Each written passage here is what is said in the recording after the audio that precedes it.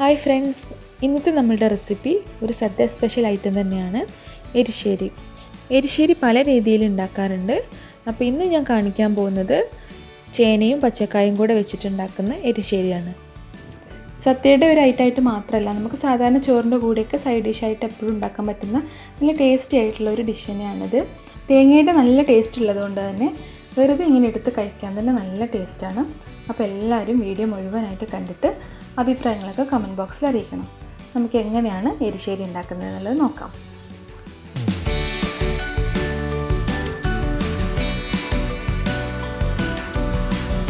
എരിശ്ശേരി ഉണ്ടാക്കാനായിട്ട് തൊലിയൊക്കെ കളഞ്ഞ് നന്നായിട്ട് ക്ലീൻ ചെയ്തെടുത്ത് ക്യൂബായിട്ട് കട്ട് ചെയ്തെടുത്തിട്ടുള്ള പച്ചക്കായ 1 കപ്പ് എടുത്തിട്ടുണ്ട്.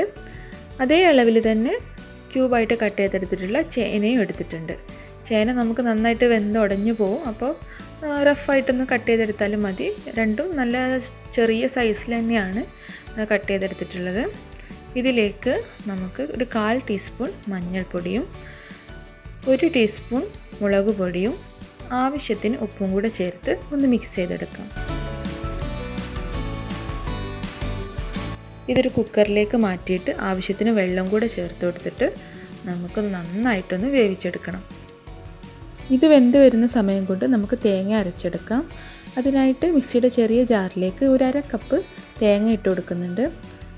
അതിലേക്ക് 1/2 ടീസ്പൂൺ ചെറിയ ജീരകം കൂടെ ചേർത്ത് കൊടുക്കുന്നുണ്ട്. ഇതിലേക്ക് ആവശ്യത്തിന് വെള്ളം കൂടെ ചേർത്ത് ഒന്ന് അരച്ചെടുക്കണം. ചെറിയ തരിതരിപ്പായിട്ട് അരച്ചെടുത്താൽ മതി. നല്ല ഫൈൻ പേസ്റ്റായിട്ട് അരച്ചെടുക്കേണ്ട ആവശ്യമൊന്നുമില്ല. ഇപ്പോൾ നമ്മുടെ വെജിറ്റബിൾസൊക്കെ നന്നായിട്ട് കുക്കായിട്ടുണ്ട്. ഞാനിത് വേറൊരു പാത്രത്തിലേക്ക് മാറ്റിയിട്ടുണ്ട്. ഇതിങ്ങനെ ഇളക്കി കൊടുക്കുന്ന സമയത്ത് തന്നെ ഇതിൻ്റെ ചേനയൊക്കെ നന്നായിട്ട് ഉടഞ്ഞു വരുന്നുണ്ട്.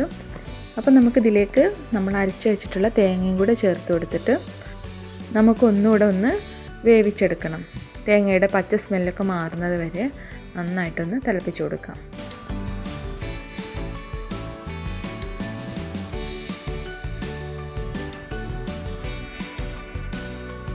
തേങ്ങയുടെ കൂട്ടൊക്കെ ഇതിൽ കിടന്ന് നന്നായിട്ട് കുക്കായി അതിലെ വെള്ളമൊക്കെ വറ്റി വന്നിട്ടുണ്ട്.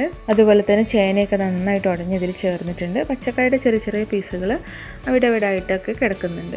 അപ്പോൾ അതിങ്ങനെ കടിക്കുമ്പോൾ നല്ലൊരു ടേസ്റ്റാണ്. ഇനിയിപ്പോൾ നമുക്കിത് അടുപ്പിൽ നിന്ന് മാറ്റി വയ്ക്കാം. ഇനി നമുക്കിതിലേക്ക് കടുകൊക്കെ വറുത്തിടണം.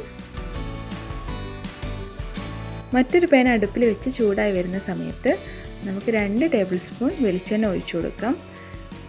വെളിച്ചെണ്ണ നന്നായിട്ട് ചൂടായതിന് ശേഷം ഒരു 1/2 ടീസ്പൂൺ കടുക് ഇട്ട് കൊടുക്കാം. കടുക് പൊട്ടി വരുന്ന സമയത്ത് 2 വറ്റൽ മുളക് ഒന്ന് മുറിച്ചിട്ട് ചേർത്ത് കൊടുക്കാം. അതൊന്ന് നന്നായിട്ട് മൂത്ത് വരുമ്പോൾ കുറച്ച് കറിവേപ്പില കൂടെ ഇട്ട് കൊടുക്കാം. ഇതെല്ലാം കൂടെ നന്നായിട്ടൊന്ന് മിക്സ് ചെയ്തതിന് ശേഷം നമുക്ക് ഒരു 1/2 കപ്പ് തേങ്ങ കൂടെ ഇട്ട് കൊടുക്കാം. തേങ്ങ നന്നായിട്ടൊന്ന് മൂപ്പിച്ചെടുക്കണം. തേങ്ങ വറുത്തെടുത്തിട്ടുള്ള ആ ഒരു ടേസ്റ്റ് അതാണ് എരിശ്ശേരിക്ക് പ്രത്യേക ടേസ്റ്റ് കൊടുക്കുന്നത്. അപ്പോൾ ഒരു മീഡിയം ടു ലോ ഫ്ലെയിമിലിട്ടിട്ട് തേങ്ങയൊക്കെ നന്നായിട്ട് വറുത്തെടുക്കണം.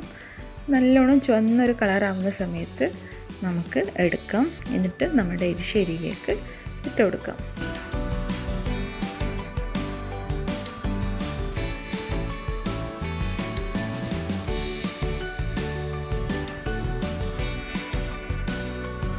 ഇതെല്ലാം കൂടെ ഒന്ന് യോജിപ്പിച്ച് കഴിഞ്ഞാൽ എരിശ്ശേരി റെഡിയായി.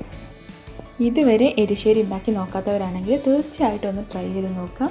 ട്രൈ ചെയ്ത് നോക്കിക്കഴിഞ്ഞാൽ നിങ്ങൾക്ക് എന്തായാലും ഇഷ്ടമാകും. അപ്പോൾ എല്ലാവർക്കും ഈ വീഡിയോ ഇഷ്ടമായിട്ടുണ്ടാവുമെന്ന് പ്രതീക്ഷിക്കുന്നു. ഇഷ്ടമായിട്ടുണ്ടെങ്കിൽ തീർച്ചയായിട്ടും ലൈക്ക് ചെയ്യാനും ഷെയർ ചെയ്യാനും സബ്സ്ക്രൈബ് ചെയ്യാനൊന്നും മറന്നു പോകരുത്. സബ്സ്ക്രൈബ് ചെയ്യുമ്പോൾ അതിൻ്റെ തൊട്ടടുത്ത് കാണുന്ന ബെല്ലൈക്കണിൽ ക്ലിക്ക് ചെയ്തിട്ട് ഓൾ എന്ന ഓപ്ഷൻ സെലക്ട് ചെയ്യാൻ മറക്കരുത്.